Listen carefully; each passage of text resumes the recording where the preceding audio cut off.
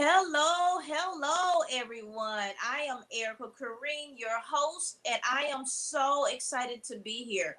We're here because we're having a summit with multiple dynamic, powerful speakers that is going to share their stories of how they actually started over again. So if you don't know where you are, you're in the summit of starting over now. Okay. So today we have an amazing, empowering speaker that's going to be talking about marriage. Now, listen, y'all, we need to know about marriage, right? So I have the pleasure of interviewing Rose Beavers. Miss Rose, how are you? I am doing lovely today. How about yourself? Awesome. So tell everybody who you are and what you do. Okay, again, my name is Rose Jackson Beavers, and I'm out of Florissant, Missouri. I am actually an author who write books on various different trauma, dealing with romance and all the things that go with that. And I've been married for 39 years. In addition to that, I am also a mental health faith based training consultant, which means that I go into churches and train them on information on how to reduce the stigma in African American communities of mental Ooh, health. all right. You Yeah, go, so girl. thank Yes. you. So share with everyone why you decided to join the Starting Over Now Summit. Because I enjoy talking and learning from different people. And there's 14 of us that's going to be speaking during this summit, and I get a chance to hear all of these wonderful stories, and I get a chance to meet new people and also to share my perspective. So it's a new audience for me. Absolutely, because being married for as long as you've been married, honey, we need to have some tips, and I know you have to have them, right? I think I do. I think I You do. I know a come little from, something, yeah, I right? think I know a little some coming from where I come from. Yeah. So, Miss Rose, tell everybody what is your story? My story is that I come from a long line of married couples, and I had to look into, you know, the length of marriage. I've been married since I was a young person, right out of college, I think, and I've been probably married longer than possible. But I wanted to know where did this come from? So I looked at my story with my family, my mom and my dad. They were married over 40 years. I looked at their siblings. The siblings were married over 40 years. I looked at my siblings. There are seven more of us. And I looked at the pattern and I was seeing 15 years married, 23 years married, and I was like, man, I'm coming from a long lineage of people who stay married. Why is this possible? What did we see?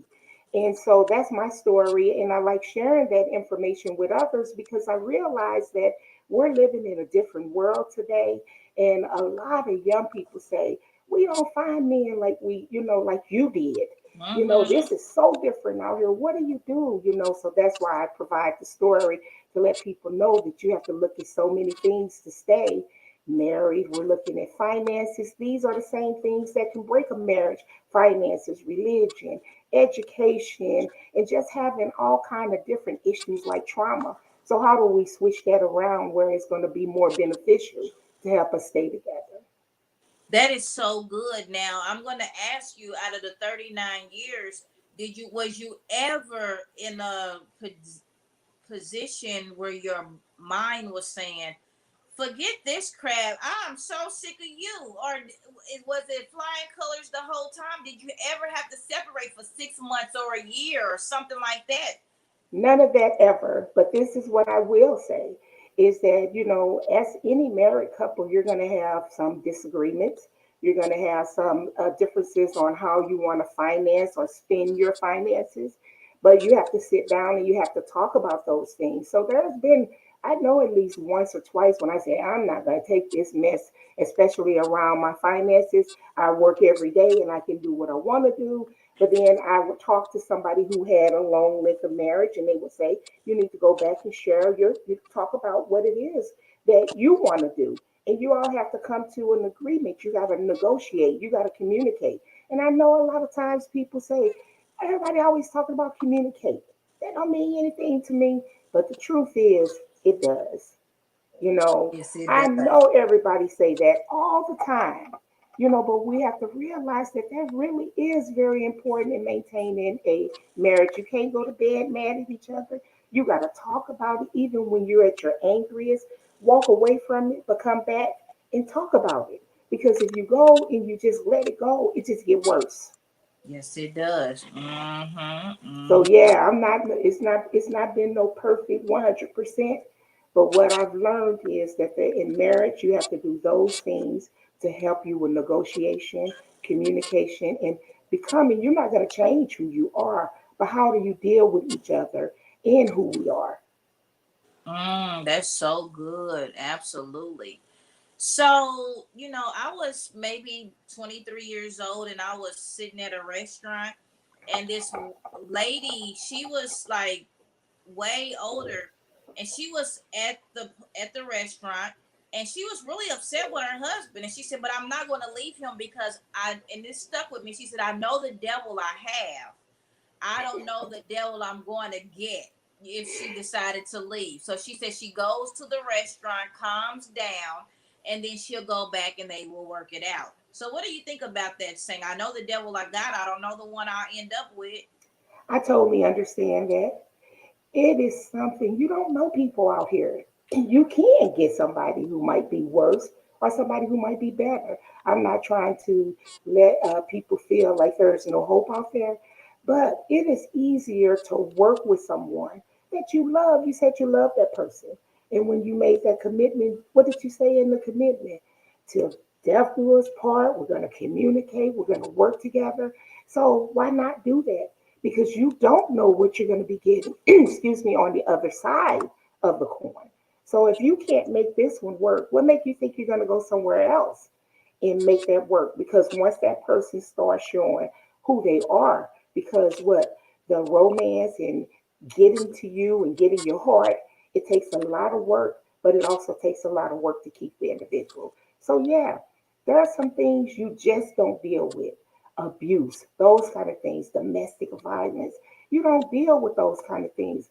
Yes, you get away from that, but you need to stay prayerful, pray together, work together, and try to build a strong foundation from the very beginning.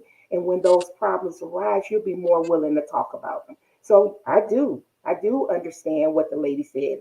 I rather know this one than to go out here and meet some other ones by the same token. I used to always say that. I do have a good man. I said, so I couldn't imagine myself seeing somebody else riding around with him, because you get some bad days. All of us get bad days. We Right. all get angry. We all go through our shares of issues, but it's how we choose to deal with those issues, whether that person is worth it to try to work it out. Right. I totally get it. Now, Miss Rose, as um people do more studying and as we have advanced from the traditional, way of doing things, because 39 years is a long time, It right? is. So what we learned now is that abuse is not only physical abuse, right? If physical, I mean, Yes. it could be emotional and not even um verbal, like name calling. But what about when you have a spouse and he don't open up to you, or he just, when you, if you say, "Okay, well, let's talk about it," "Oh, I don't want to talk about it," or he never comes back up to talk about it, ever, ever, ever, ever, ever. And I heard you say that when you don't talk about it, it festers on, it just gets Yes. bigger, right? So Yes. would you call that a form of abuse, or what would you call that? I would just say the person don't want to talk. It's a person who don't know how to communicate. And so when you find that situation, you seek counsel and you try to encourage him to do the same. Now you ask questions. Do you want this marriage? Do you want it to work out? Because we have to talk in order to make it work. You can't be silent. I don't know what's happening with you if you're not going to talk to me. You're not going to share your experiences. So I advise the person to seek counsel, and go from that point because sometimes people have not been taught to communicate. You go Mm-hmm. to some households, people don't touch, They don't communicate. They don't share any information. They don't pray. They don't do those things. So when you marry, I always say, my brother told me when I first met my husband, the first thing he said to me is because I was reared in church. He said, ask him to go to church with you. And if he Mm, go, you're on the right path. And I asked him, and he went every single time, And so I was trying to make sure I was equally yoked with someone. Now he gets into those positions where sometimes he don't want to talk, but because I know him, I know I can go back hours later and say, "Okay, you ready?" Because we gotta hmm. talk about it, Right, right. you Now, know. now, what do you ask? Okay, so you gave us advice, right? So, because it's Valentine's Day and people are going through it. So now we said we got this spouse that won't talk about it. But what about when you got the spouse that now you got two things going against yourself because a spouse that won't talk about it or go to counsel. Now what? Now what's next? Start praying. Okay. Start praying and asking God to intervene. And then if it's nothing there, you're gonna have to do what's necessary to save you. Because one of the things that happen with women is we take care of the world. We're known for carrying all of the stress, all of the anxiety, and we're gonna be out here and we're gonna do everything we can to save our families. But at some point, if it's not happening and you don't have anybody who wants to save it with you, you've been to counsel, you've been on your knees praying, then you have to begin to think of yourself because you got to release that stress. If you don't, you're going to end up sick. You're going to end up with high blood pressure, anxiety, depression. So at Mhm. some point, you got to start looking at saving you. Yes, I love that your answer. I love your answer. So, um there's a lot of people that may not agree with what I'm about to say, but when you have the holy books that says to death do us part, right? Hmm. And you're thinking, okay, well, we're talking about when they pass away and they marry, I mean, when you bury them 6 feet under the ground, right? Hmm. But do you think that it could be possibly saying, because I know you're old school and you might be like, I don't know about that. But what about when if it's spiritual death? What about when he or she is not praying? What about when they're not seeking guidance? What about when they're not reading books? They're not getting any type of guidance from anybody, anywhere. They just think it's supposed to happen. So I'm going to ask you, what about the spiritual death as opposed to the physical death? Okay, so I'm not a Bible or biblical scholar or anything like that. Okay. I'm not a licensed therapist. I'm just going to tell you what some of the old folks have told me. Okay. When you're involved in a spiritual death like that, you keep praying and you keep being spiritual. You stay your path. And if that person eventually doesn't look at you and start following you, because you know what? People watch us. The one thing I always hear is that, yeah, that person does know God. So if they're watching you, they're going to know Him too. So, but if after all of the stuff that you've done, after all of the praying you've done, like I said, you have to step back and pray and start taking care of yourself. But Absolutely. what the old people have told me, my elders Yeah. have said to me is that you are who you are. And if you are walking with God, God is going to help that man walk with you because he's Mm. seeing you, he's seeing who you are, and then it's automatic.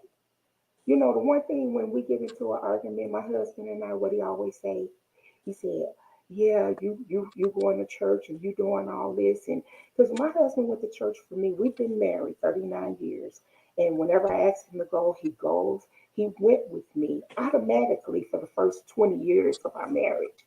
But now he's of the belief too that you don't have to be inside of four walls to be a good Christian. And I Mm-hmm. see his work, so he watches me too because Yeah. he knows that I'm going to go to church. He knows that I'm going to pray. And you know what I see him doing every night before he goes to bed? He prays. Oh. Because people watch you. Mm-hmm. They're learning from you. That's not only just your husband or your spouse, that's your friends, that's your neighbors, that's people who working with you, for Children. you, children. They're watching you.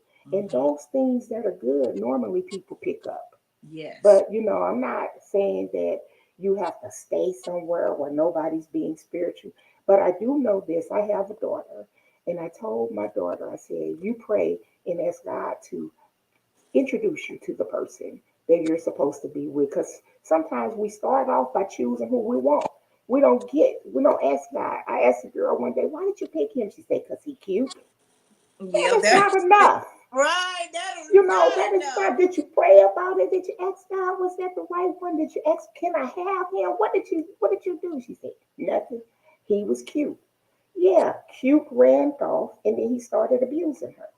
Yeah. So that's why I hear a lot of people saying they gotta be equally yoked. Yeah. I agree. That is so, so good. So you gave us, oh my God, a wealth of knowledge. So I'm gonna just ask you, and you probably are, you gonna might say it again, but I'm gonna ask you in a different way. What are your two principles that you live by to keep your marriage flowing? I say I treat others as I want to be treated. So that means when I'm disappointed or I don't feel like dealing with any issues, I bow out and I center myself and I take care of myself. And then I go back and I don't accuse anything. I don't say you're an awful person. I go in and say, I really didn't like what you said. You hurt my feelings. Did you realize that you said some hurtful things to me? So I try to treat people the way I want to be treated. And I always try to give people the space they need to kind of get themselves together. Because you can't jump into an argument with somebody who's already angry. They can't hear you. You got Right. to move yourself out of that space. So you got to give people that space and you have to respect their opinions and their choices. You don't have to, believe every single thing, but you have to respect people's opinions because we are all individuals. God made each of us different. And so we have to respect those differences. I love it. I love it. And so one thing you said the elders told you about finances, because a lot of people are having issues about finances, right? Yeah, So, yeah, I mean, that's might be one yeah. of the causes of divorce It's a is lot. finances, Hmm. right? So, Yes. what when you got a working woman and a working man, do your what is your methodology on what does that woman do with her money? Is she put it all in the joint account? Is she putting some in the joint account, some in her own account, and just telling them, okay, I got this over here, this little cushion for myself? Tell Hmm. us, tell us what you suggest. This is what an elderly person told me when I first got married. I asked all of those questions, how to deal with finances because we were equally employed. My husband made way more than I did, and I wanted to make sure that that we were on the same pathway, the same understanding, and opposites attract. My husband is a saver, but I was a spender and a giver. So if people needed something, I'm like, let's help them, let's help them. And my husband said, no, we're going to help ourselves. We're going to save our money over here. But an elderly person told me, she said, you need three bank accounts. I was like, three? She said, you need one that you're sharing together. That's the savings account. You need another one where you're, doing the emergency things, like something happens with the house. And then you need one that you jointly can go in and utilize. Yeah, I tried that. Didn't really work for me. So what we just agreed on is what are our goals? What do we want to happen with our finances? My husband grew up different than I did. I kind of grew up a little bit more privileged, where he had much more family members than I had. Where I'm talking about, I think my husband is a child of 12. So we're going to live a little bit differently, with money and how that rules. So he's going to be the saver. He's going to be the one that really looks towards the future. And I'm the spender over here because that's what I've been raised to do. So I had to really sit back, and it would be some days when I would be in tears because my husband wanted to save everything. But I promise you, he wasn't abusing the money. He was sharing everything with me. And now, 39 years later, I see what he was talking about. I understand everything. I can retire easily without worrying. I'm a social worker by trade. I Mm-hmm. started as a social worker. Social workers don't make anything, right? We Right. deal as a servant. We deal with our heart. So I had to have somebody over who was thinking about our future. And he's made that where I am able to exist and to live and to be free, to travel, to do all those things. But if I had gone against that, I either would be divorced or we would be really struggling on both of us are retired, Social Security. Mm-hmm. And that's not our story because I was able to work with him. There's been days that I cried. We got to save. We can't go here. Why are we saving them? What are we doing? And I would have tears. I would call my mother, and my mother said, but you're not suffering. You're not hungry. You're paying all your bills. You got a nice car. You got a nice home. He's doing something right. So I started listening. I said, my husband is a financial genius. And I was up here crying because that's what he wants to do is protect our future.